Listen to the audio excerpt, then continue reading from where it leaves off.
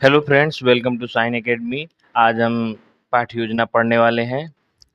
तो यहाँ पे हम देखते हैं कि सबसे पहले किसी पाठ्य योजना को बनाते हैं तो हम सबसे पहले ऊपर पाठ्य योजना संख्या लिखते हैं।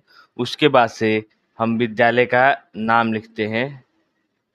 विद्यालय का नाम यहाँ पे जैसे हमने लिखा हुआ है और उस विद्यालय का नाम लिखते हैं जहाँ पे हमारा इंटर्नशिप चल रहा होता है।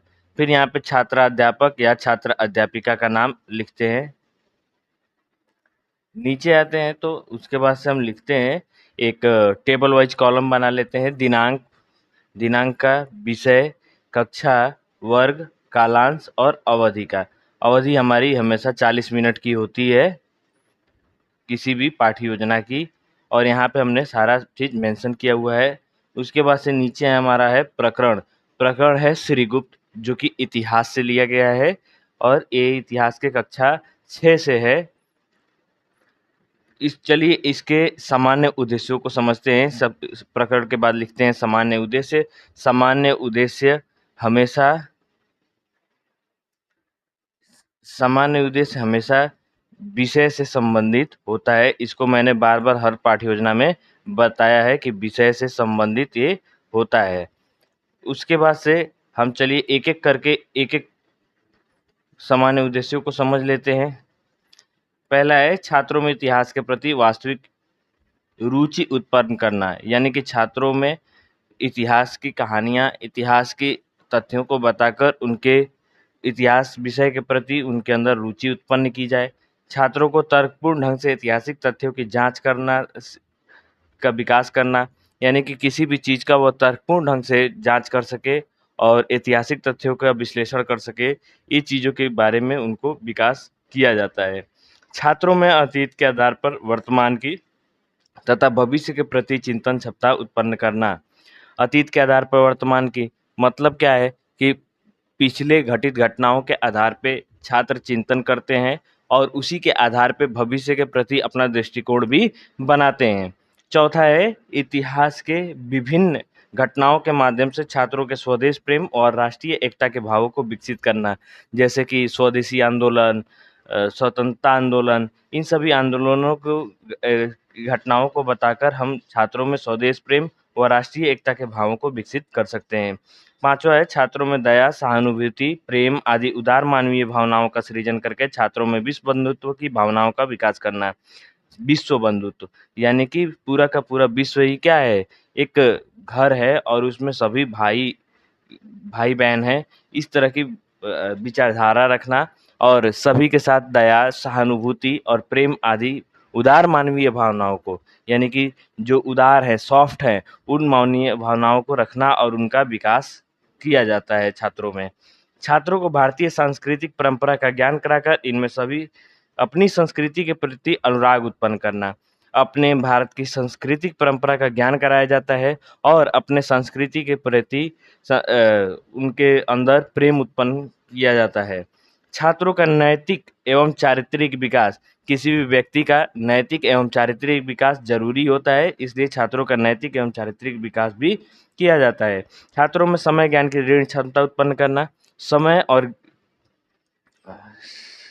छात्रों में समय तथा ज्ञान की, ये छात्रों में पिछले घटित घटनाओं का समय और उस समय क्या हमको मिलता है, इन सभी की ज्ञान की दृढ़ क्षमता उत्पन्न की जाती है। मानचित्र पर घटनाओं संबंधी स्थल एवं राज्य की सीमाओं का ज्ञान कराकर भौगोलिक स्थिति से अवगत कराना।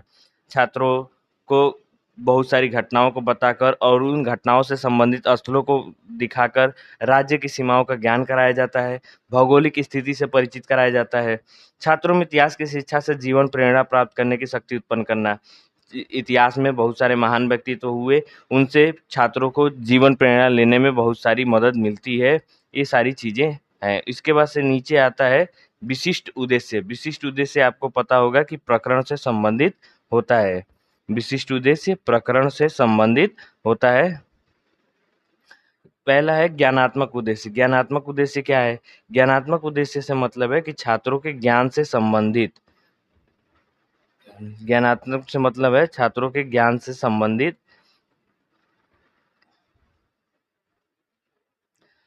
यहाँ पे चलिए एक एक करके समझ लेते हैं। छात्र श्रीगुप्त के बारे में ज्ञान प्राप्त कर सकेंगे। किसके बारे में जान सकेंगे? श्रीगुप्त के बारे में जान सकेंगे। छात्र श्रीगुप्त के बारे में प्रत्यास्मरण कर सकेंगे, उसको फिर से रिवाइज कर सकेंगे। बोधात्मक उद्देश्य होता है कि छात्रों की समझ से संबंधित, कि छात्रों ने क्या क्या समझा, ये छात्रों की समझ से संबंधित होता है। तो छात्र श्रीगुप्त के बारे में व्याख्या कर सकेंगे, छात्र श्रीगुप्त के बारे में समझ सकेंगे। अनुप्रयोगात्मक होता है कि जीवन में उनके उस चीज का प्रयोग क्या है, तो छात्र श्रीगुप्त से जुड़े तथ्यों की जांच कर सकेंगे, छात्र श्रीगुप्त के कार्यों को चार्ट पर प्रदर्शित कर सकेंगे, या छात्र श्रीगुप्त के कार्यों का विश्लेषण कर सकेंगे। नीचे आते हैं, यहाँ पे आवश्यक / सहायक सामग्री हमने एक ही में लिखा हुआ है, तो एक ही में ना करके हम आवश्यक सामग्री अलग लिखेंगे और सहायक सामग्री अलग लिखेंगे। ऐसा क्यों? क्योंकि ये दोनों अलग अलग ही होते हैं। आवश्यक सामग्री में आपका आएगा चाक, डस्टर और श्यामपट्ट, ये तीनों आवश्यक में आएंगे। अगर सहायक सामग्री की बात की जाए तो मानचित्र, चार्ट पेपर, ग्लोब इत्यादि आते हैं। पूर्व ज्ञान में छात्र श्रीगुप्त से संबंधित सामान्य जानकारी रखते हैं। प्रस्तावना प्रश्न किया जाता है प्रखंड निकलवाने के लिए। इसमें 3 कॉलम बनेगा, क्रम संख्या, छात्राध्यापक कथन, छात्र कथन। यहाँ पे छात्राध्यापक है तो यहाँ पे ही छात्राध्यापिका भी हो सकता है, और यहाँ पे छात्र है तो छात्र और छात्रा भी हो सकता है। नीचे है पहले नंबर पे, नई दिल्ली में कौन सी मीनार है? कुतुब मीनार। कुतुब मीनार के मैदान में कौन सा लौह स्तंभ है? मेहरौली लौह स्तंभ। मेहरौली लौह स्तंभ किस वंश के शासकों द्वारा बनाया गया? गुप्त वंश। गुप्त वंश के संस्थापक कौन थे? श्रीगुप्त। श्रीगुप्त के बारे में आप क्या जानते हैं? तो समस्यात्मक हो गया, तो यहाँ पे हमारा प्रखंड निकल आया श्रीगुप्त। अब हम उद्देश्य कथन करते हैं और कहते हैं, छात्रों आज हम लोग श्रीगुप्त के बारे में विस्तृत अध्ययन करेंगे। आदर्श पाठ प्रस्तुतिकरण में 4 कॉलम होगा, क्रम संख्या / शिक्षण बिंदु, छात्र अध्यापक कथन या छात्र अध्यापिका कथन, छात्र कथन या छात्रा कथन और श्यामपट्ट कार्य।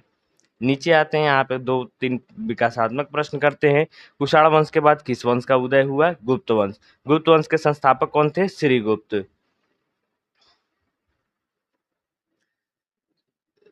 पहला है श्रीगुप्त जीवन परिचय। पहला शिक्षण बिंदु क्या है? श्रीगुप्त का जीवन परिचय। तो यहाँ पे स्पष्टीकरण लिखते हैं हम छात्राध्यापक कथन वाले कॉलम में। कुषाणों के पश्चात एक नए वंश का उदय हुआ जिसे गुप्त वंश के नाम से जाना जाता है। श्रीगुप्त गुप्त वंश के संस्थापक थे, पहले शासक थे। इनका शासनकाल लगभग 40 वर्ष रहा। इनका शासनकाल 240 ईस्वी से लेकर 280 ईस्वी के बीच रहा।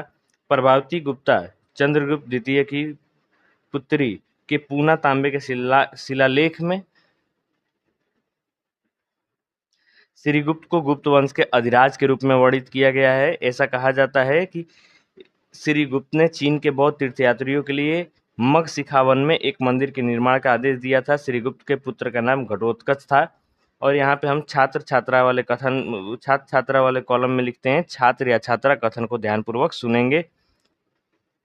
गुप्त वंश का उदय, संस्थापक श्रीगुप्त, 40 वर्ष शासन, 240 ईस्वी से लेकर 280 ईस्वी तक, अधिराज के नाम से वर्णित पुत्र घटोत्कच। ये सारा श्यामपट्ट कार्य में हमने मेंशन किया हुआ है।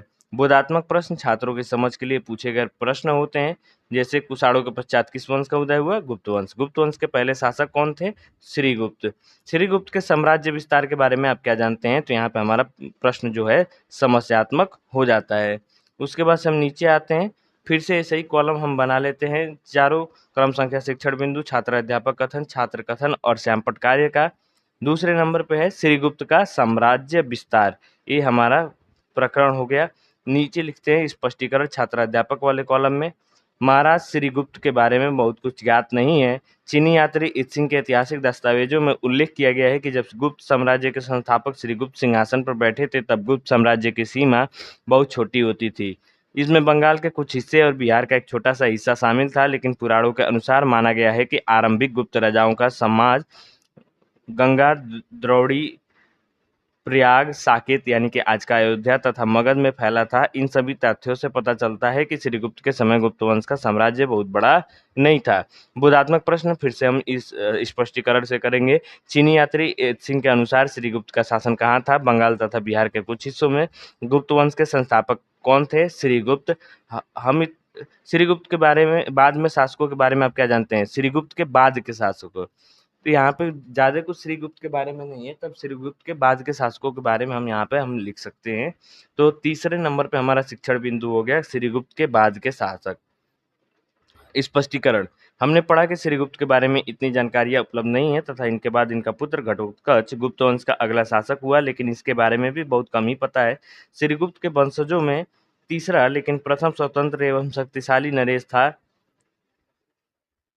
इसने लिच्छवी राजकुमारी कुमारदेवी से विवाह किया था। इसने अपने जीवन काल में ही अपने पुत्र समुद्रगुप्त को अपना सुयोग्य उत्तराधिकारी नियुक्त किया। समुद्रगुप्त भी एक प्रतापी शासक था। श्रीगुप्त द्वारा से स्थापित गुप्त वंश का आखिरी शासक कुमारगुप्त तृतीय था। इसमें से बोधात्मक प्रश्न करेंगे। श्रीगुप्त का पुत्र कौन था? घटोत्कच। गुप्त वंश का प्रथम स्वतंत्र एवं शक्तिशाली नरेश कौन था? चंद्रगुप्त प्रथम। समुद्रगुप्त किसका पुत्र था? चंद्रगुप्त प्रथम का। अब यहाँ पे हम लिखते हैं निरीक्षण कार्य। छात्राध्यापक द्वारा कक्षा में घूम घूम कर निरीक्षण कार्य किया जाता है। छात्रों के व्यक्तिगत समस्या का समाधान उनके स्थान पर तथा सामूहिक समस्या का समाधान श्यामपट्ट पर किया जाता है। मूल्यांकन या पुनरावृत्ति के प्रश्न। श्रीगुप्त किस वंश के संस्थापक थे? श्रीगुप्त के शासन का समय अंतराल क्या था? घटोत्कच किसका पुत्र था? पूना तांबे अभिलेख में श्रीगुप्त को किस रूप में वर्णित किया गया है? यहाँ पे 4 से 5 प्रश्न हम मूल्यांकन तथा पुनरावृत्ति वाले प्रश्न में करते हैं। यहाँ पे है गृह कार्य। गृह कार्य में आप कोई भी होमवर्क छात्रों को देते हैं। छात्रों, आप सभी श्रीगुप्त के वंश वृक्ष को चार्ट पर प्रदर्शित करके लाएंगे। और यहाँ पे सुझाव आलोचना। यहाँ पे हमको कुछ कुछ सुझाव मिलते हैं, जहाँ यहाँ पे जैसे मिला है कि कक्षा में शांति बनाए रखें और पर्यवेक्षक हस्ताक्षर। इस पाठ्य योजना समाप्त हुई। तो दोस्तों, कैसी लगी क्लास? अगर अच्छी लगी तो प्लीज़ लाइक कीजिए, शेयर कीजिए, सब्सक्राइब कीजिए और ऐसी ही पाठ्य योजना की वीडियो निरंतर मिलती रहे, इसके लिए हमारे चैनल को आप सब्सक्राइब कर लीजिए। धन्यवाद।